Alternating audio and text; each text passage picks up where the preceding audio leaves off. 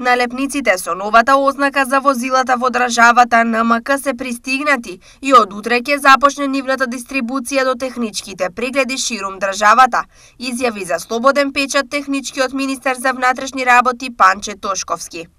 Според Тошковски, налепниците ќе бидат на товар на МВР, иако претходно беше предвидено граѓаните за нив да плаќаат од 30 до 50 денари. Толку очекуваните налепници стигнуваат во речиси последен момент, бидејќи по 12 февруари со сегашните регистерски таблички државата не ќе може да ја напушти ниту едно возило, што е во согласност со преспанскиот договор со Грција, применувањето на името. Истото важи и за личните документи, со кои без северна државата не може да се напушти без оглед на нивната важност.